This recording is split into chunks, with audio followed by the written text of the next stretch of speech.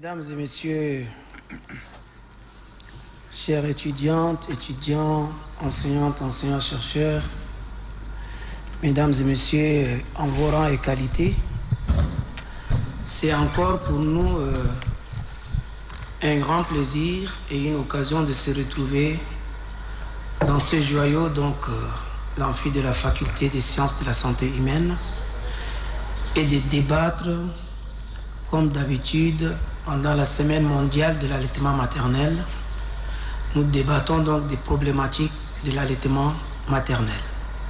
Cette conférence débat fait partie des activités de la semaine mondiale de l'allaitement maternel. Et comme vous le savez, cette année, le thème s'intéresse à l'environnement. Quel est le lien entre l'allaitement et l'environnement? C'est pourquoi on dit soutenir l'allaitement maternel pour une planète saine. Donc, ceci étant le thème principal de notre conférence débat, allaiter pour une planète saine. Ce qui va nous conduire donc de parler des avantages, des bénéfices de l'allaitement maternel pour l'enfant, pour la mère, pour l'environnement. Ceci dit, pour commencer, il faut dire d'abord que l'allaitement maternel consiste pour une femme à nourrir son propre enfant grâce au lait produit par les seins. Et les bébés doivent avoir donc ces réflexes de succion et de déglutition, et ce qui leur permet donc de téter. Et dans l'allaitement maternel, on distingue l'allaitement maternel exclusif. On parle aussi de mixte, d'artificiel, mais c'est surtout l'allaitement maternel exclusif qui retient notre attention compte tenu de son importance. Donc, il a été toujours recommandé d'effectuer ce qu'on appelle l'allaitement maternel exclusif, parce que pendant les 6 premiers mois, c'est l'aliment le plus approprié et le plus adapté du nourrisson, et l'aliment le plus complet qu'il ne trouvera nulle part ailleurs. Alors, le problème lié à l'allaitement maternel constitue en réalité un sérieux problème de santé publique. Si on prend dans le monde la prévalence des enfants exclusivement allaités, on est seulement à 38% des nourrissons. Là aussi, ça peut être à 6 mois ou ça peut être en dessous de 6 mois. Maintenant, au Tchad, la prévalence était de 8,8% si on considère l'enquête SMART, le rapport de l'enquête SMART 2019. Mais dans ça, il y a des disparités entre N'Djamena, les autres provinces, etc. Ce ne sont pas les mêmes prévalences. Toujours selon SMART 2019, 32% des enfants de 0 à 23 mois ont bénéficié d'une mise au sein. Mise au sein, ça veut dire que juste après l'accouchement, 1 heure après l'accouchement, il faut mettre l'enfant au sein pour bénéficier donc du colostrum. Alors, de quoi est composé le lait maternel? J'ai dit c'est un aliment approprié le plus complet. Pourquoi? Parce que pendant ces 6 mois, le lait maternel est complet. Si on peut dire, c'est complet, c'est un aliment complet. Parce qu'il contient les aliments protecteurs, constructeurs, énergétiques, il y a des glucides, il y a des lipides, il y a des vitamines, il y a des éléments minéraux. On peut citer parmi les aliments protecteurs le calcium par exemple, très important. Les protéines avec les acides aminés essentiels. Vous avez les lipides avec des acides gras polyinsaturés, acide linolénique par exemple. Vous avez des oligosaccharides, très important pour instaurer ou mettre en place le système digestif. vous avez le colostrum, le début contient donc des anticorps très importants pour lutter contre les infections antifongiques, antibactériennes. Et je crois que tout ça fait du lait maternel un aliment complet que le nourrisson ne trouvera nulle part ailleurs, rien que dans le lait maternel. Ceci dit, quels sont les avantages? Le lait maternel, je disais, ça couvre les besoins du bébé. Il favorise une très bonne digestion pour les bébés. C'est une protection contre les infections. Mais également, le lait maternel est très important pour l'enfant. Lorsqu'il sera adulte, ça va prévenir les maladies métaboliques, comme le diabète, comme l'hypertension artérielle, comme l'obésité. Donc, il y a également cette protection contre les allergies. Le lait maternel contribue à réduire les risques d'allergie. Et l'enfant est moins exposé donc à l'autre. Mais il y a aussi d'autres avantages. Pour la mère, le lait maternel est très important parce que la mère qui allaite correctement, je dis bien correctement, et 6 mois exclusifs et même au-delà de 6 mois, plus l'allaitement dure longtemps, plus la mère est protégée contre le cancer du sein et le cancer des ovaires. Je crois que j'ai dit cela sous le contrôle de mon collègue le professeur Fonso qui est gynécologue, il va nous entretenir. Mais l'intérêt également pour la femme, c'est qu'il y a espacement de naissance quand on allaite correctement. Il diminue également le risque d'ostéoporose. Donc, le lait maternel est un produit juste. Si on considère l'aspect environnemental, pourquoi on a dit que le lait maternel est très important pour prévenir les changements climatiques? On va trouver que c'est drôle, mais on va vous expliquer pourquoi. Le lait maternel prévient les changements climatiques, protège les ressources naturelles, n'est-ce pas? Et donc, c'est un produit purement écologique. Ça veut dire que on n'a pas besoin d'emballer le lait maternel, on n'a pas besoin de transporter le lait maternel.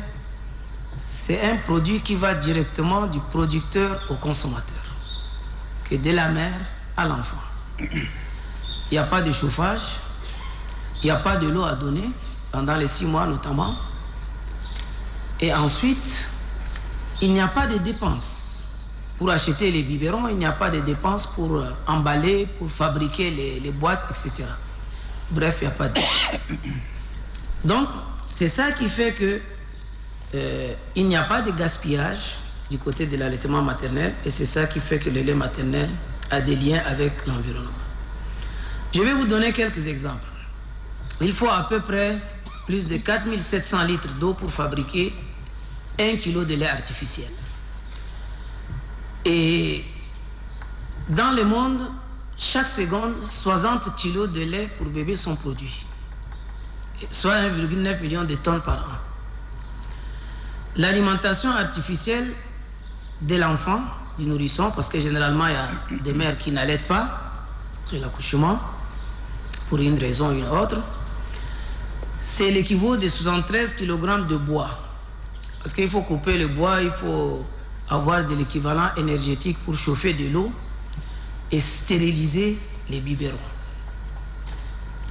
Pour 3 millions de bébés nourris au biberon, à peu près 450 millions de boîtes de lait sont utilisées. Ça veut dire que c'est des millions et des millions de tonnes, de cartons, de métaux qui sont utilisés et ensuite rejetés dans l'environnement comme déchets. Et à cela, il faut ajouter donc l'économie du dioxyde de carbone dans l'environnement. Puisque si on allaite, si les mères allaitent correctement, toutes les mères du monde allaitent, on ne va pas utiliser des produits pour chauffer ou pour transporter ou qu'il y ait des déchets ou qu'il y ait des gaspillages. Donc, l'accompagnement et le soutien, je voudrais dire dans ma conclusion et dans ces préliminaires que l'accompagnement et le soutien des mamans et futures mamans est très indispensable. Et peut-être parce qu'il y a un manque de connaissances, manque d'informations, de sensibilisation, que parfois on peut s'aventurer à chercher des substituts, parfois non justifiés pour le lait maternel. Donc, qu'il y ait des conseils de la part des professionnels, des sages-femmes, des infirmiers, des médecins, des pharmaciens, de tout le monde, pour que les mères puissent aider, s'entraider. Les pères également sont impliqués. Toute la famille doit soutenir l'allaitement maternel. Et ceci pour permettre à la mère de se sentir à l'aise, très à l'aise, avec cette volonté manifeste donc d'allaiter. Et la semaine mondiale de l'allaitement maternel, comme je le disais au début, c'est une opportunité pour nous d'en parler, mais au-delà de cette semaine, on devrait toujours faire la promotion de l'allaitement maternel. Donc il faut un véritable engagement politique, sociétal, familial, en faveur de l'allaitement maternel. Et pour finir, j'ai dit en un mot qu'il faut tout simplement investir sur l'allaitement maternel.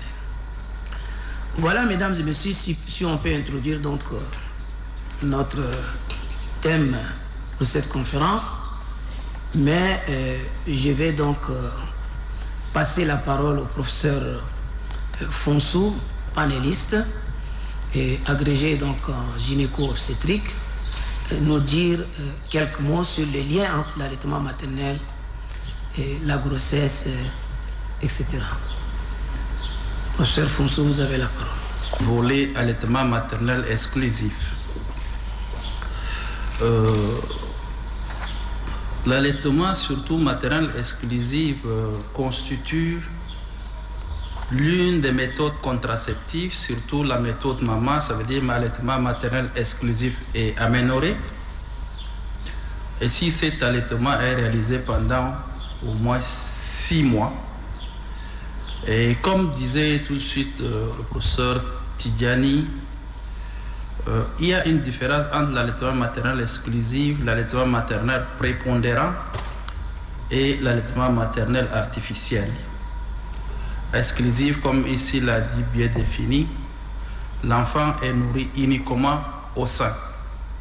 Il y a les conditions et les nombres de tétés qu'il faut prendre en considération pour dire que c'est un allaitement maternel exclusif. Tandis que l'allaitement prépondérant, c'est un allaitement au cours duquel on donne plus du lait, mais à un certain degré de l'eau et d'autres nutriments. Donc il faut faire la différence à ce type d'allaitement. Et l'allaitement artificiel, c'est, comme vous le connaissez aussi si bien, c'est donc les substituts du lait ou le lait maternisé, tels que les NAN 1, le 2, le 3, en fonction de l'âge du nouveau-né ou de l'enfant. Donc, l'allaitement maternel exclusif a un intérêt certain. La première chose, c'est l'intérêt épidémiologique. Le professeur Tidjani vous a donné tout de suite les chiffres.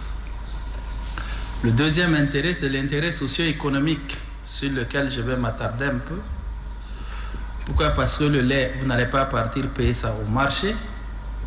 C'est la femme qui produit, il y aura moins de dépenses, il n'y aura pas de biberons à payer, il n'y aura pas le gaz pour faire chauffer à un certain moment si l'eau n'est pas l'eau, par exemple, de type Vitaline, si c'est l'eau du puits, chauffée pour pouvoir que ça soit un peu stérile. Donc tout ça, ça a un intérêt économique. Ça a aussi un intérêt nutritionnel. Pourquoi? Parce qu'il est démontré dans toutes les études que les enfants nourris exclusivement au sein ont une croissance plus rapide que ceux nourris avec le lait maternisé. De même que le poids, la taille est supérieure. Tous ces deux éléments-là sont supérieurs aux enfants nourris avec les éléments substitutifs du lait maternel. Et l'autre intérêt, c'est l'intérêt psycho-affectif. Vous savez, dès que toutes les femmes qui ont donné naissance, dès qu'elles commencent par voir leur enfant pleurer, le premier geste c'est de le prendre et de le mettre au sein. Ça a un aspect psycho-affectif et ça permet un lien étroit entre la mère et le nouveau-né. Donc voilà, du point de vue intérêt, mais ce qu'il faut comprendre, c'est que le sein est un organe père et qui a ces éléments constitutifs qui méritent d'être bien connus. Pourquoi? Parce qu'on aura, par la suite, quand on sera sur les complications liées à l'absence d'allaitement, ça nous permettra de comprendre aisément pourquoi il y a ce genre de complications. Au niveau du sein, nous avons les lobules, puis ces lobules sont drainés vers les canaux, et les canaux vont aboutir au niveau du mamellon pour la sortie du lait. Et la sécrétion lactée est soumise à deux mécanismes principaux qu'on appelle le réflexe de sécrétion de la prolactine. Et ce réflexe de sécrétion de la prolactine va donc entraîner une production importante de l'ocytocine, et l'ocytocine au niveau des canaux va entraîner la contraction des lobules, de lobules, et le lait qui est produit au niveau des canaux ou des lobules sera drainé dans les canaux galactophores, puis leur sortie vers le mamellon. Donc, à un moment, quand il y aura une obstruction de ces mécanismes de production, on arrivera, soit on verra par la suite, à une mastite, c'est-à-dire une inflammation du sein, et si elle n'est pas bien prise en charge, à l'abcès du sein. L'allaitement maternel exclusif présente des avantages très certains. Le premier avantage commence d'abord par la présence des anticorps dans le colostrum, qui est le premier lait. C'est pourquoi il est recommandé de mettre l'enfant au sein 30 minutes après l'accouchement. Donc, dès que la femme accouche, il serait important de l'encourager, de mettre l'enfant au sein 30 minutes après, pour favoriser la production lactée. Et également, le premier lait appelé colostrum contient les immunoglobulines A, et ces immunoglobulines A vont protéger l'enfant. Mais il est démontré aussi que les enfants nourris au sein sont protégés contre les infections respiratoires aiguës et la diarrhée, qui sont les deux principales causes de décès chez l'enfant. Donc vous voyez aisément à ce niveau quels sont les avantages qui sont donnés par l'allaitement maternel exclusif. Donc ça va réduire de façon drastique le taux de mortalité infantile. Et l'autre avantage, comme je l'ai dit sur le point intérêt, c'est l'intérêt affectif, le lien affectif, parce que ça permet de tisser un bon lien entre l'enfant et la mère. Au niveau également concernant les avantages, je pense que le professeur Tidjani l'a si bien aussi énuméré. Quand vous faites un allaitement maternel exclusif tel que la méthode maman, ça constitue une méthode contraceptive. Il est démontré que la contraception est l'un des piliers de réduction de la mortalité maternelle. Ça s'explique aisément. Pourquoi? Parce que quand il y a une contraception, il y aura l'absence de règles. S'il y a l'absence de règles, il n'y a pas l'ovulation. S'il n'y a pas ovulation, il n'y a pas grossesse. S'il n'y a pas grossesse, il n'y a pas de complications liées à la grossesse, donc pas de décès maternel. Donc c'est l'un des piliers de réduction de la mortalité maternelle. Ça permet également d'éviter les grossesses indésirées. Parce que quand la femme n'a pas les règles, quand elle n'ovule pas, il n'y aura pas de grossesse indésirée.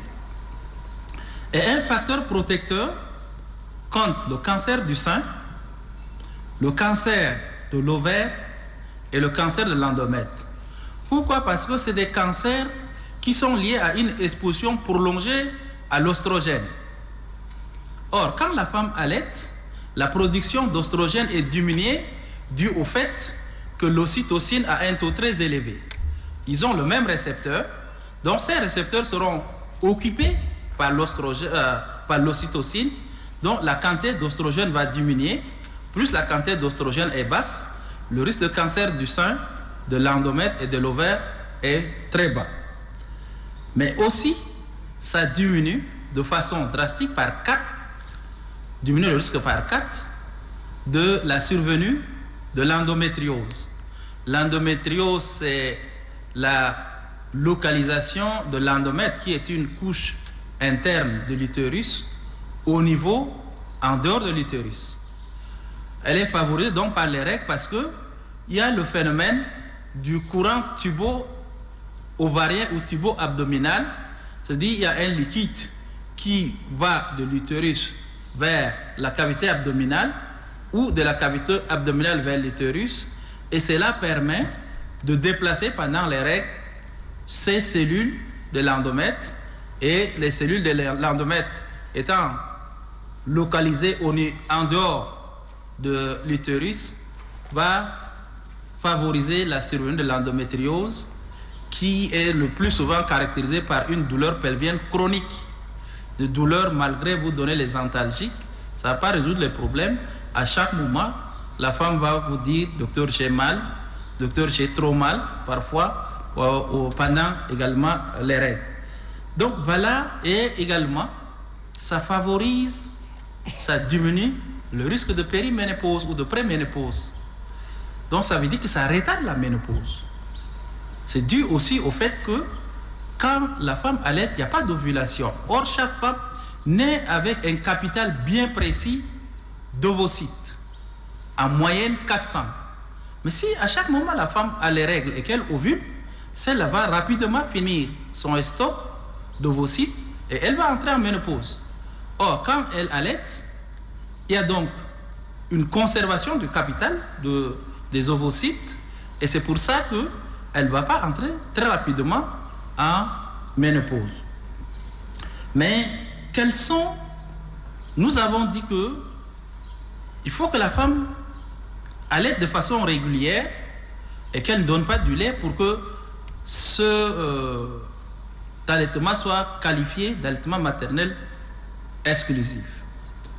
Dans certains documents, vous allez trouver qu'il n'y a pas un nombre précis. À chaque moment que l'enfant a besoin de téter, la femme doit lui donner le sein. Dans d'autres, vous allez trouver une base minimum de 8 en 24 heures. Mais la majorité des données de la littérature, c'est donné à volonté. C'est-à-dire que vous pouvez donner 8, 9, 10, voire 12 à chaque moment que l'enfant a besoin donc de téter, mais vous ne donnez pas du lait. Quelles seront les conséquences de l'absence d'allaitement maternel exclusif? Les complications vont survenir. La première chose, à type de complication, c'est l'engorgement mammaire. Les seins vont augmenter. Elles vont devenir très congestifs, ils vont devenir très congestifs. Et si vous ne faites pas attention, ça va évoluer vers la mastite. C'est une inflammation du sein, ou la galactophorite, c'est-à-dire l'inflammation des canaux aussi galactophores. Et si rien n'est fait, ça va aboutir à l'abcès du sein. Et l'abcès du sein qu'on verra par la suite, qui va constituer l'une des contre-indications à l'allaitement. Donc, il serait vraiment indispensable d'allaiter l'enfant de façon régulière, mais aussi de faire la toilette du mamellon pour qu'on ne puisse pas avoir des crevasses au niveau du mamellon ou bien des plaies au niveau du mamellon, et ce qui va entraîner la diminution de la fréquence d'allaitement, parce que la femme aura mal, elle aura des douleurs en donnant le sein au nouveau-né. Donc, allaiter de façon régulière sera la méthode la plus judicieuse pour donc protéger ou empêcher la survenue des complications dont de l'abcès du sein ou bien d'autres infections. Mais l'allaitement maternel exclusif présente également des complications, des contre-indications. Quelles sont les contre-indications sur le plan maternel? Sur le plan maternel, vous avez l'abcès du sein. Quand il y a l'abcès du sein, il est contre-indiqué de donner le sein par lequel il y a l'abcès.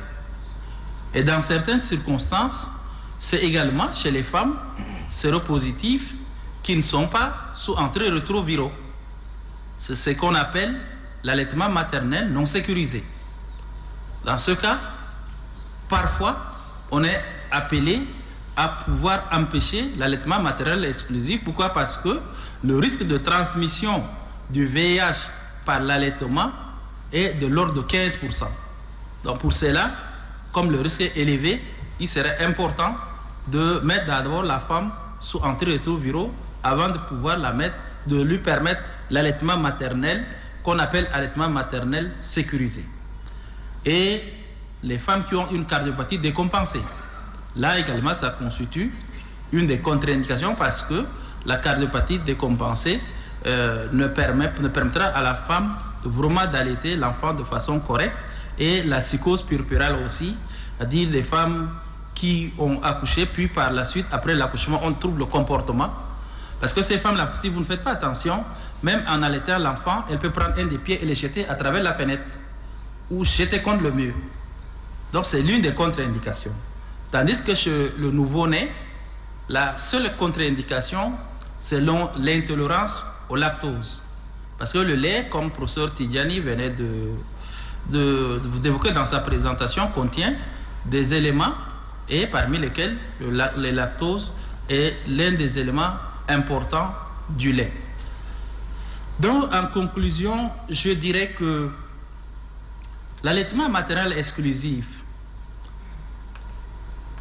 est une méthode contraceptive efficace qui a fait ses preuves parce qu'elle présente des intérêts certains pour la mère en termes de réduction de la mortalité maternelle, pour l'enfant en termes de mortalité infantile, mais également cet allaitement permet de réduire les risques de complications, surtout les complications mammaires à type de mastite ou à type d'abcès du sein. Le seul mot d'ordre, c'est vraiment de réaliser l'allaitement maternel exclusif et donner à chaque moment quand l'enfant aura besoin de vouloir téter. Je vous remercie. Les arguments scientifiques en faveur de l'allaitement maternel, notamment exclusif. Nous allons donner la parole à M. Anatoma qui va nous résumer ou nous donner l'essentiel de nos interventions. ضمن فعاليات الأسبوع العالمي للرضاعة الطبيعية، والذي انطلق رسميا في 26 من هذا الشهر ويستمر حتى نهاية العام.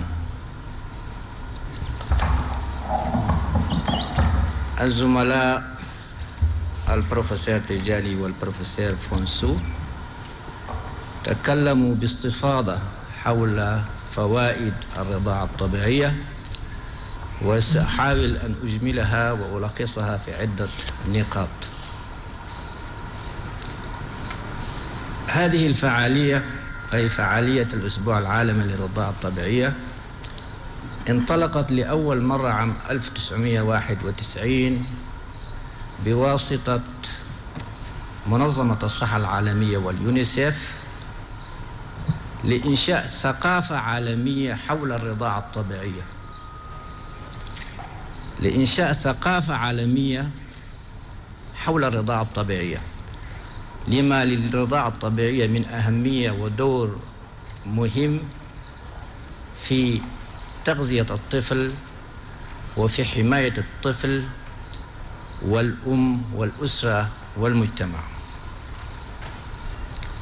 يعتبر لبن الأم هو الغذاء المثالي والأوحد للطفل، خاصة دون السادسة شهور، أقل من 6 شهور، لأن في هذه الفترة لبن الأم يحتوي على جميع المغذيات، يحتوي على كميات مناسبة من النشويات، من البروتينات، من الدهون، من المعادن والفيتامينات، وكذا الهرمونات. جميع ما يحتاجه الطفل في هذه المرحلة الحرجة يوجد في لبن الأم.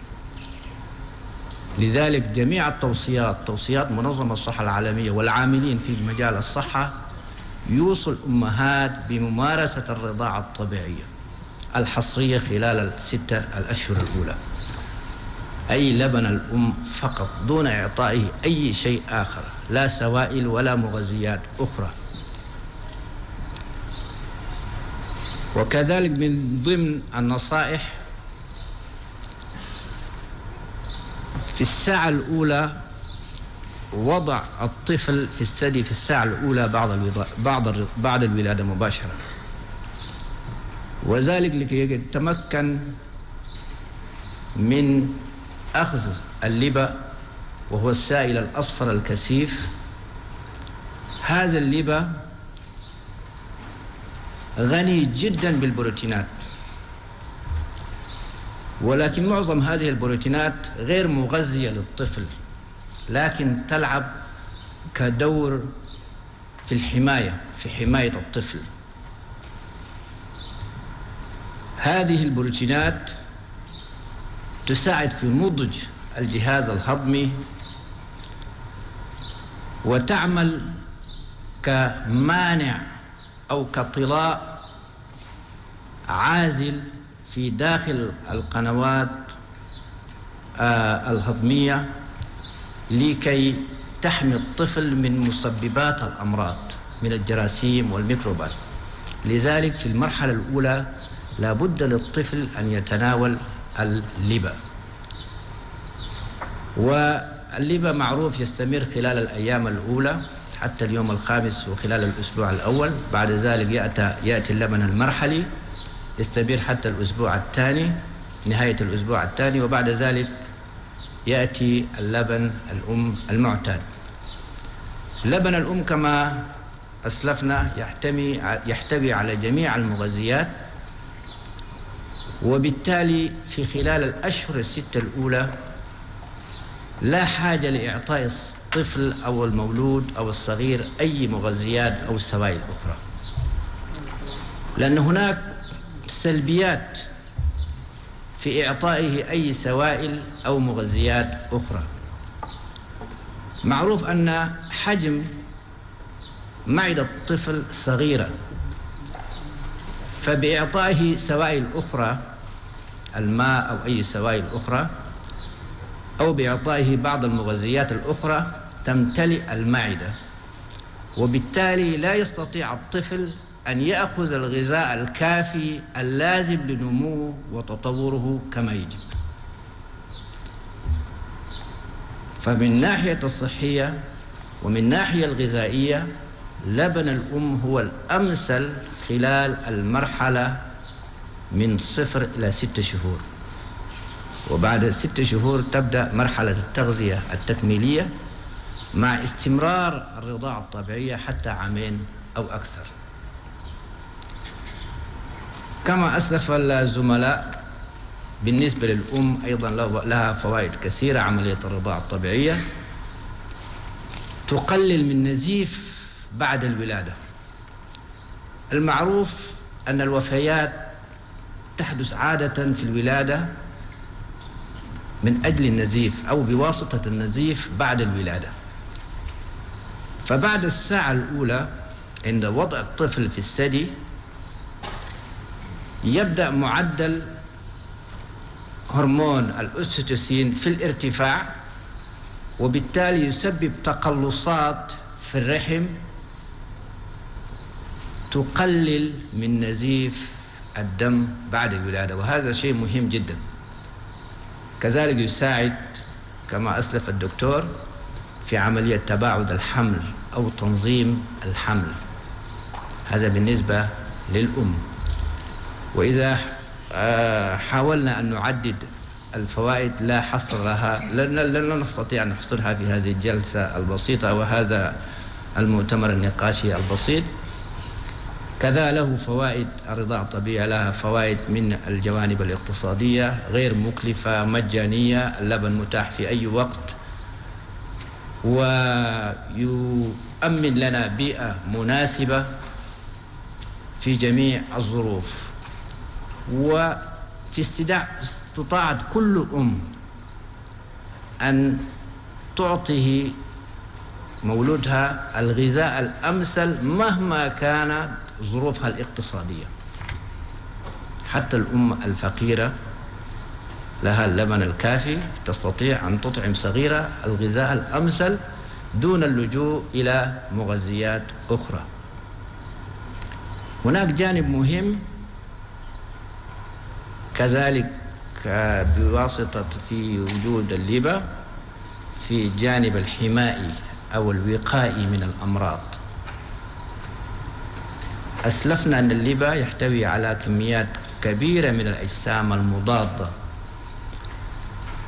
هذه الأجسام المضادة تعتبر الطعم الأول للمولود بعد الولادة، أول طعم طبيعي للمولود بعد الولادة لاحتوائه على كميات كبيرة من الأجسام المضادة تقي الطفل المولود الجديد من التهابات الصدرية، من الإسهالات، ومن أمراض الأطفال الشائعة.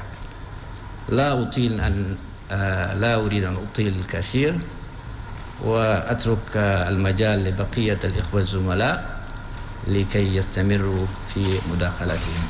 شكرا. Il faut continuer l'allaitement et au-delà de 6 mois donner des compléments alimentaires. Ça aussi, ça rentre dans ce qu'on appelle investir pour une agriculture durable, parce que après l'allaitement maternel exclusif, c'est très important de donner des compléments alimentaires, mais c'est très avantageux de le faire avec des produits locaux.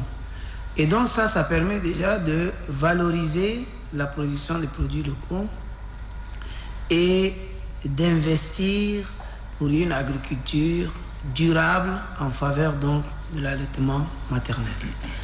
Je vais passer la parole au docteur Imeda Makhlouf qui va nous situer un peu sur ces problématiques.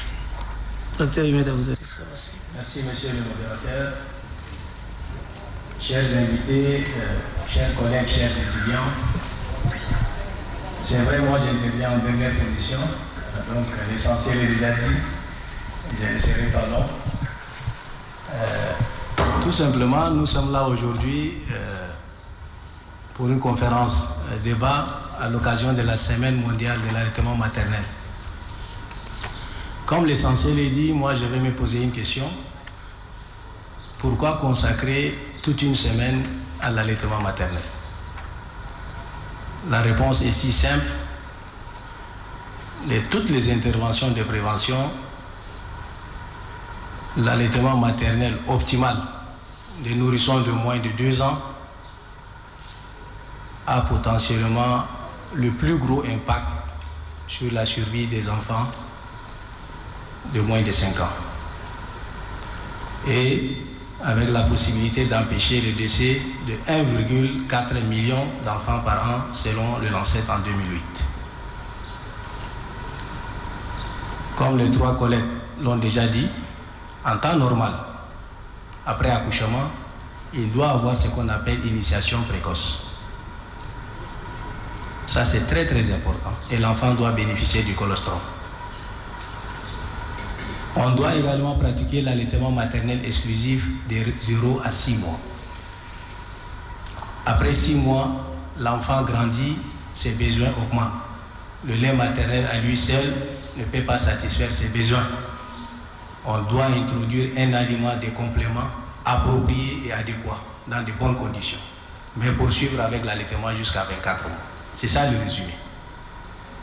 Maintenant, pour respecter toutes ces mesures, il nous faut peut-être, je dirais, des textes pour empêcher la vente de certains produits et aussi sensibiliser la population.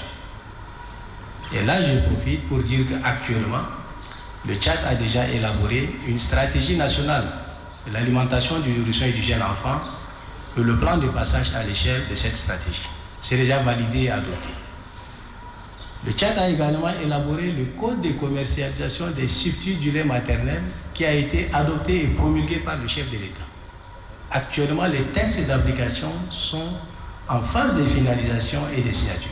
Donc d'ici peu, tout sera sur la bonne voie. Comme je l'ai dit tout à l'heure, mes collègues ont déjà dit tout. Moi, je préfère laisser le temps au débat et nous sommes prêts à répondre à vos questions. Je vous remercie.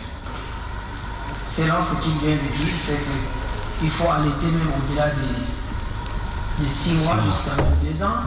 4 mois. Jusqu'à plus que ça, parce que ça rentre dans ce qu'on appelle la fenêtre des mesures. Donc l'allaitement maternel est l'un des points critiques dans cette fenêtre d'opportunité. En tout cas, on va en débattre. Voilà, donc vous avez écouté les panélistes, mesdames et messieurs. Nous allons maintenant nous tourner vers vous. Et je souhaiterais que ceux qui ont des questions pour le professeur Foussou, qu'on les prenne en priorité parce que il a des impératifs, il doit nous quitter. Et donc, on va commencer par cela et ensuite on va continuer. Nous allons prendre une série de 5 questions, peut-être fois 2 ou fois 3. Bien, je vais commencer par la colonne à droite, à ma droite. Bien, au ministère de la Santé. Ma question est relative au lien entre l'allaitement maternel et la grossesse. Au professeur Lopaltou. J'aimerais savoir un peu des précisions par rapport au boulot d'étranglement qui perdure dans notre société, surtout la sécurité alimentaire. Du coup, quand on respecte cette fenêtre d'opportunité où doit, disons, allaiter pendant 6 mois, c'est lié à l'alimentation d'abord de la mère à l'enfant. Si la maman n'est pas bien nourrie, ça sera comment? Est-ce qu'elle pourra produire du lait suffisamment pour respecter le 8 ou 9, 10 tétés en 24 heures? Surtout ceux qui sont au village. Il y a un problème d'accessibilité quand nous voyons un peu les 4 dimensions de la sécurité alimentaire. Et donc, je crois qu'il y a un peu de coloration avec cette thématique. Donc, on veut un peu d'orientation, des conseils pratiques, surtout à nos parents ruraux. Merci. Merci au maître Foussou. Concernant surtout s'il y a des situations qui amènent, n'est-ce pas, dans le cas des planning familial, n'est-ce pas, juste après l'accouchement ou quelques jours, faire des contraceptions chez la femme. Si oui, étant donné que certaines contraceptions comme les oestroprogestatifs sont des compétiteurs avec les ocytocines, donc sur le même récepteur, on peut dire des antagonistes, cela n'aura pas de répercussions sur la production, n'est-ce pas, du lait. Et ma deuxième préoccupation concernant surtout les thèmes principalement, allaitement et environnement. En parlant de l'environnement, nous devons aussi porter, n'est-ce pas, notre regard sur le public. Surtout les femmes, surtout dans notre contrée, elles cherchent, c'est les mamans qui cherchent, n'est-ce pas, à manger par-ci, par-là au marché, et elles sont à tout moment, n'est-ce pas, en lieu public.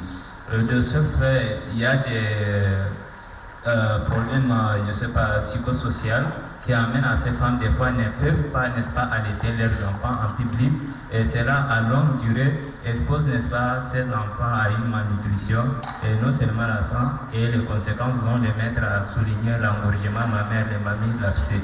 Et comment faut-il vraiment prévenir dans notre situation sociale qui est vraiment précaire? Sinon, c'est vrai, dans les pays scandinaves, on peut, n'est-ce pas, créer des centres ou des salons d'allaitement qui permettent, n'est-ce pas, à faciliter ces genres de situations. Ok, merci. Ma question est de savoir comment peut-on expliquer qu'il faut allaiter le nouveau-né 30 minutes après l'accouchement? Et pourquoi certains nouveau-nés refusent de téter à quelques temps de la naissance? Quel est le rôle de l'agent de santé pour l'allaitement exclusif? Chez le nouveau-né, on dit qu'il assure ou bien il protège des agressions contre les organismes. Donc je veux savoir cela aussi est dit à quoi. Merci.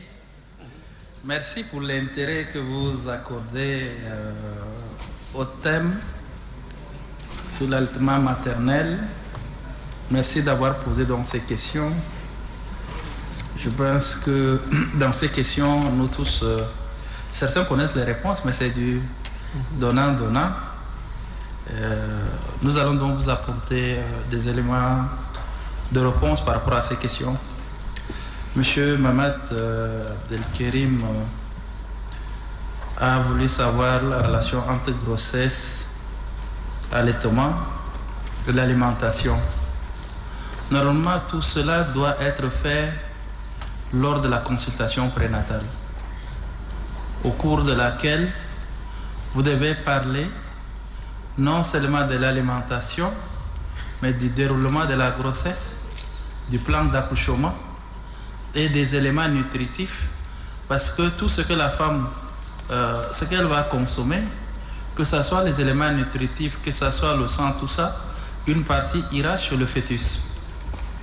Donc dans ce cas, tout doit être expliqué pour permettre à ces femmes-là d'avoir des réserves qui permettront à ce qu'elles puissent mener à bien sa grossesse et qu'elles puissent arriver à accoucher dans les bonnes conditions et en même temps allaiter sans complications.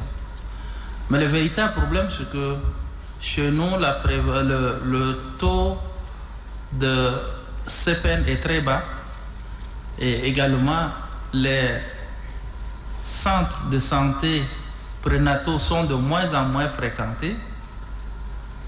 Bon, comme on le dit, parfois le bon Dieu protège. Parce que la pauvre maman qui est au village, qui n'a fait aucune consultation prénatale et qui ne connaît pas les valeurs nutritives de certains aliments, ça pose un problème. Mais normalement, tout ce problème doit être résolu lors de la consultation prénatale. Si elle est bien faite, avec des éléments bien expliqués, ça permettrait de résoudre ce problème.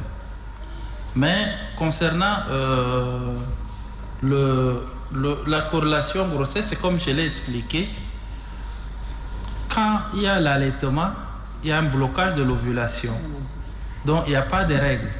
S'il n'y a pas de règles, il n'y a pas d'ovulation. S'il n'y a pas d'ovulation, il n'y aura pas également de grossesse.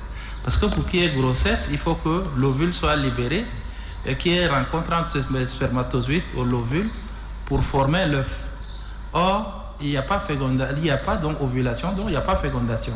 C'est pour ça que la méthode de maman ou méthode d'allaitement maternel et aménorrhée est une méthode très puissante pour une des méthodes puissantes pour la contraception.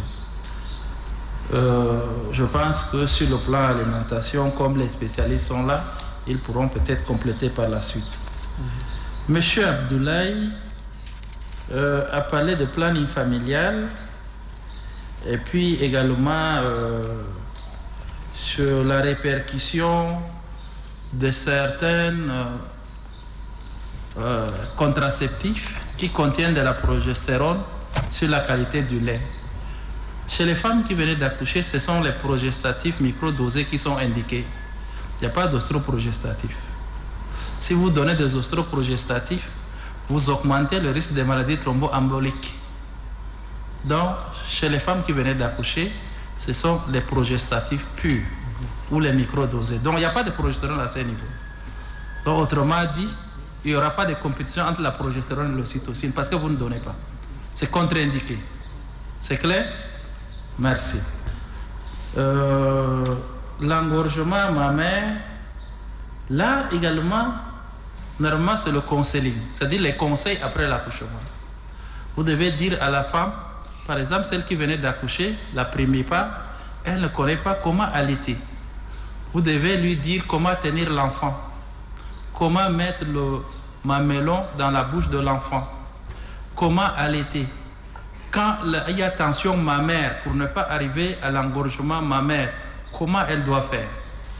Elle doit faire téter l'enfant de façon régulière et alterner, pas un seul sein.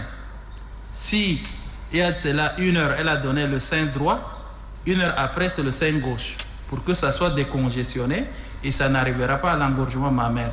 Donc il faut lui expliquer de façon claire.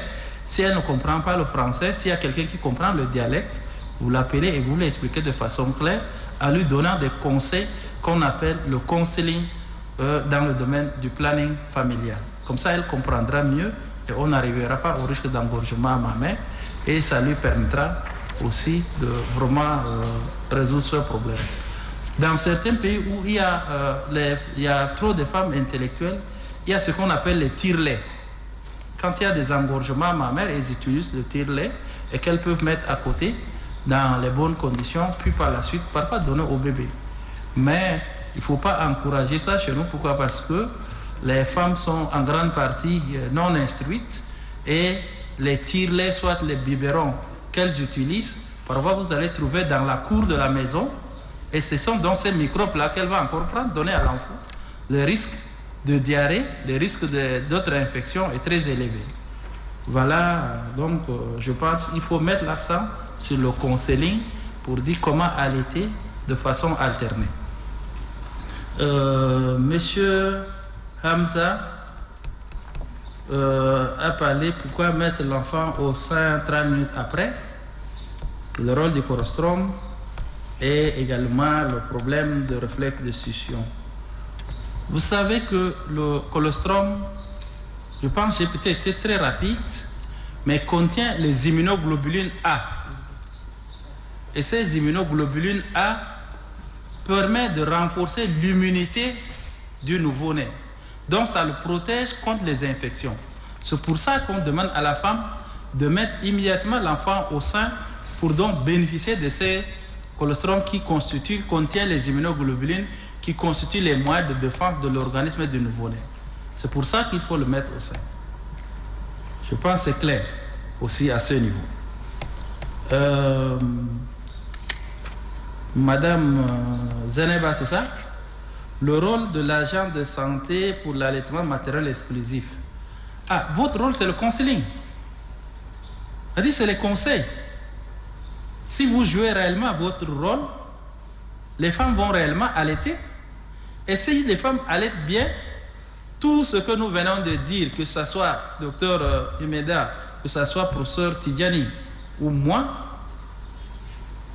l'avantage de cet allaitement-là, et pour le nouveau-né et pour la mère, sont certains. C'est économique pour le pays parce que ça permet de ne pas dépenser et ça réduit la mortalité maternelle, la mortalité infantile.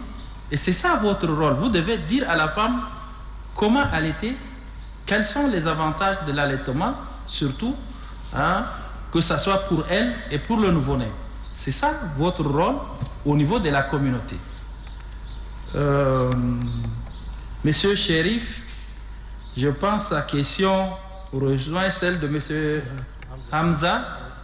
Le colostrum, je vous ai déjà dit, c'est l'ordre des immunoglobulines A. Et vous parlez de blocage. Alors,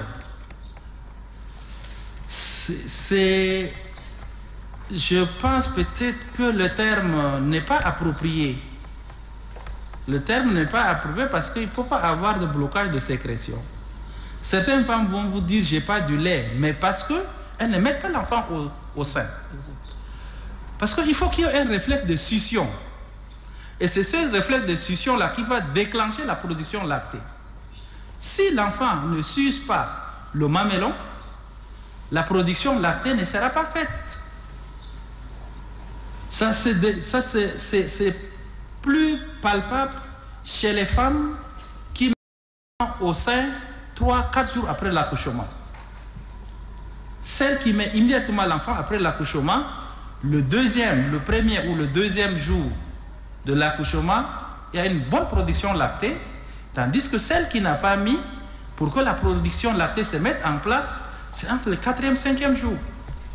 Donc c'est le réflexe de succion qui va permettre de produire cela. Tant qu'elle mettra l'enfant au sein, il y aura la production du lait. Si elle ne met pas l'enfant au sein, il n'y aura pas de production du lait. Donc il n'y a pas un blocage en tant que tel qui est un blocage pathologique, Mais c'est un blocage physiologique. Pourquoi? Parce que la femme n'allait pas son enfant, et comme elle n'allait pas, il n'y a pas de réflexion et il n'y a pas de production du lait. Merci professeur pour votre contribution. Merci. Et espérons vous revoir très prochainement pour d'autres conférences débats. Merci. Cela dit, je vais laisser Dr Imeda, peut-être si vous avez des compléments, ou Maman Toumar, si vous avez des compléments par rapport à ces questions. Par rapport à ce qui a été demandé concernant le rôle protecteur du colostrum, tout simplement, je voudrais dire que le colostrum a une quantité élevée en anticorps et en globules blancs. Et c'est ça qui permet de protéger l'enfant contre les infections. Mais il ne faut pas aussi oublier le rôle ou bien les propriétés même protectrices du colostrum par rapport au tube digestif du bébé. Vous savez que les bébés naissent avec une paroi intestinale perméable et que le colostrum va recouvrir et fermer. Un autre complément, c'est par rapport à ce qu'il vient de dire concernant le blocage. Au début, moi-même, je n'avais pas bien compris la question. Mais d'après son intervention, vous savez, lorsque l'enfant tète, l'information est directement envoyée à l'hypothalamus. Et ceci stimule la prolactine, qui va maintenant stimuler la sécrétion du lait. Donc plus l'enfant tète, plus il y aura sécrétion du lait. Moins l'enfant tète, plus il n'y aura pas sécrétion du lait. Donc c'est un problème d'information. Dès que l'enfant commence à téter, l'information est envoyée et la sécrétion est lancée ou bien stimulée. Mais si l'enfant ne tète pas, il n'y aura pas du lait. Merci. Je pense qu'il y a des recommandations sur l'alimentation de la femme enceinte. Elle doit bien manger, et de qualité aussi, et de quantité aussi. Au moins, elle doit prendre un repas de plus que d'habitude pour une femme enceinte. Et cet repas doit contenir tous les éléments essentiels, c'est-à-dire un repas équilibré et un repas sain aussi. Et aussi, même si elle n'a pas de moyens, elle ne peut pas manger bien, toujours l'organisme peut avoir des réserves. Elle doit avoir des réserves. D'habitude, vous connaissez toutes les femmes enceintes, pendant la période de la grossesse, elles prennent du poids. Cette réserve va utiliser pendant la période de l'allaitement. Donc, il n'y a pas une inquiétude. Même si la femme n'a pas assez de manger, elle peut avoir la quantité suffisante du lait. Parce qu'on a dit que le lait dépend de la fréquence des tétés. Ça dépend, c'est un problème hormonal. Donc, dès que l'enfant, on a mis l'enfant fréquent au sein, dès qu'il veut, donc c'est-à-dire la quantité de lait, ça va augmenter. Mais il y a un problème ici, elle va épuiser son réserve. Donc elle va amaigrir. Je pense que c'est ça qui est le problème. Elle va avoir la même qualité du lait, mais elle va affaiblir. Merci beaucoup. Souvent quand une femme est en grossesse et qu'elle demande de manger, mieux on dit souvent que c'est des caprices. Il ne faut pas lui donner, et puis bon, ça je m'adresse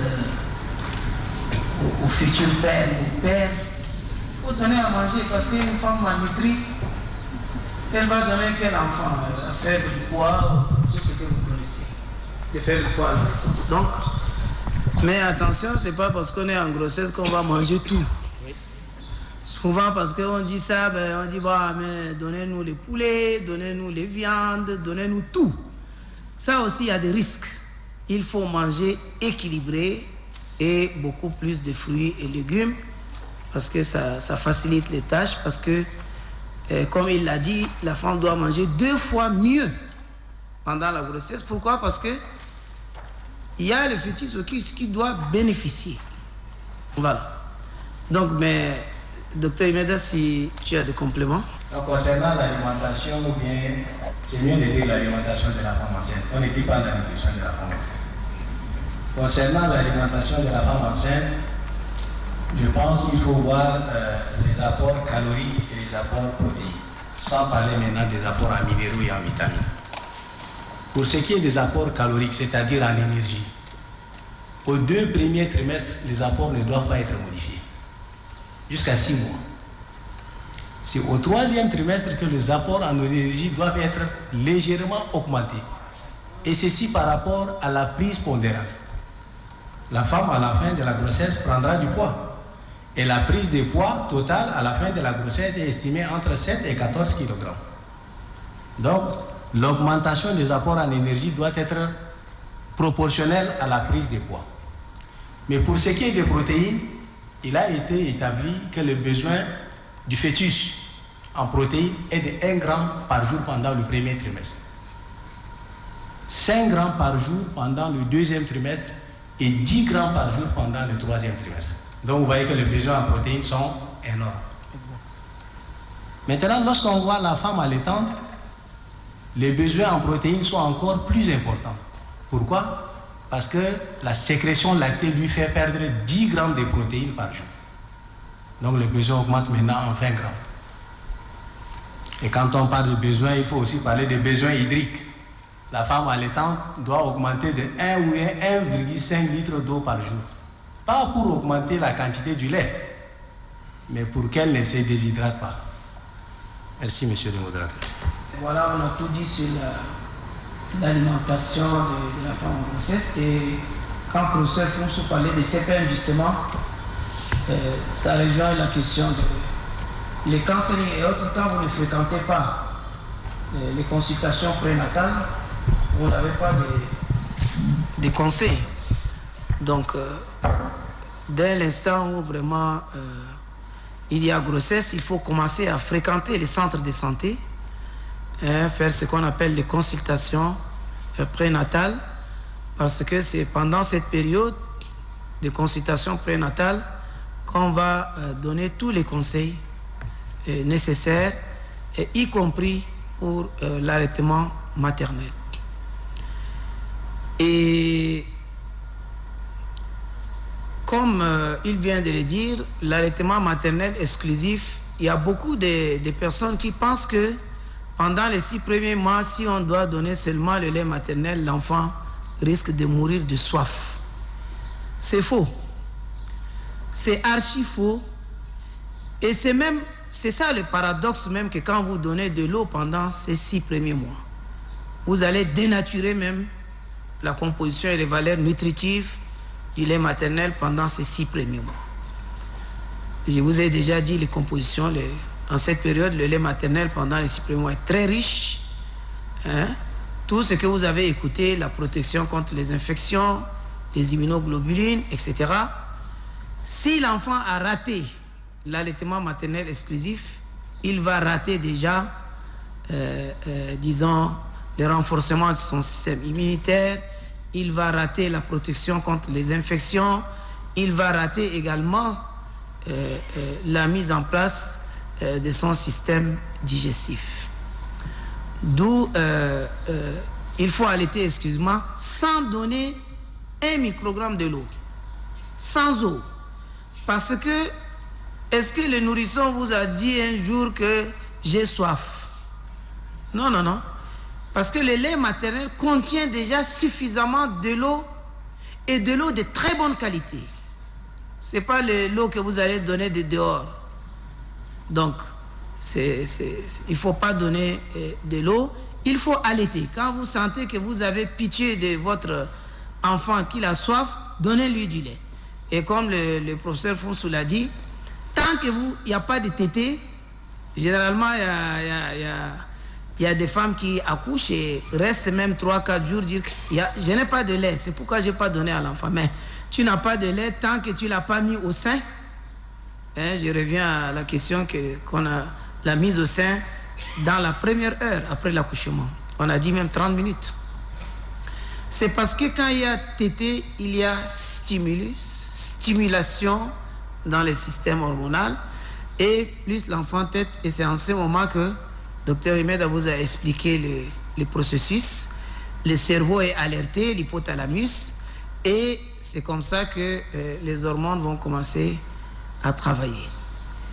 Mais tant qu'il n'y a pas, vous ne mettez pas l'enfant au sein, vous attendez que mon lait n'est pas arrivé. C'est ce que moi je connais, les gens font. Mon lait n'est pas encore arrivé, on attend. Mais vous allez attendre, ça n'arrivera jamais. Et c'est un risque et pour l'enfant, et pour la mère, et pour l'environnement, et pour l'économie, et pour les pays.